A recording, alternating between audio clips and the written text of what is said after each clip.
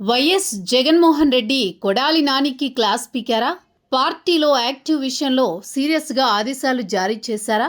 ఇదే పరిస్థితి మరో 3 నెలలు కొనసాగితే గుడివాడకు కొత్త ఇన్ఛార్జీను నియమించే అవకాశం ఉందా అంటే అవుననే సమాధానం వినిపిస్తోంది.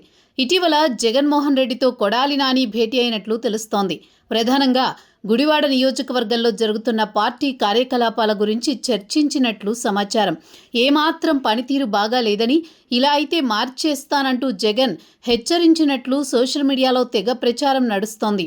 అయితే జగన్ ఈ నిర్ణయానికి రావడం వెనుక చాలా రకాల పరిణామాలు చోటు చేసుకున్నట్లు సమాచారం. పార్టీ ఓడిపోయి 2 సంవత్సరాలవుతోన్నా కొడాలి నాని నియోజకవర్గానికి అందుబాటులోకి రాకపోవడాన్ని జగన్ రెడ్డి తప్పుపడుతున్నట్లు ప్రచారం సాగుతోంది.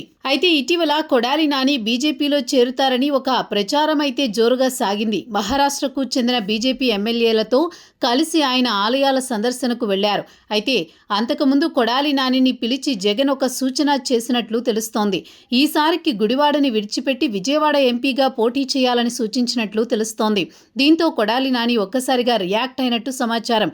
బీజేపీ నేతలతో తిరగడం ద్వారా పార్టీలో చేరేందుకు సిద్ధపడుతున్నట్లు సంకేతాలిస్తే జగన్ తన లైన్లోకి వస్తారని కొడాలి నాని భావించినట్లు తెలుస్తోంది.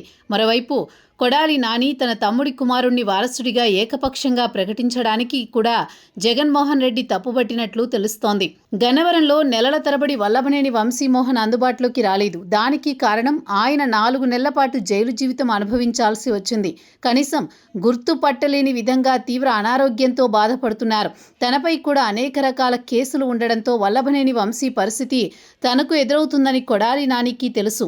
పైగా గుడివాడ నియోజకవర్గంలో ఎమ్మెల్యే వెనిగండ్ల రాము పట్ల ప్రజల్లో అసంతృప్తి కనిపిస్తోంది. ఇటువంటి పరిస్థితుల్లో గుడివాడలో నెగ్గుకు రావడం అంత సులువు కాదు అని కొడాలి నాని ఒక నిర్ణయానికి వచ్చినట్లు తెలుస్తోంది.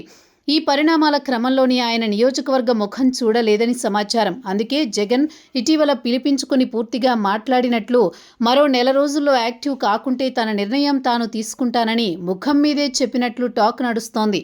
మరి అందులో ఎంత వాస్తవం ఉందో చూడాలి.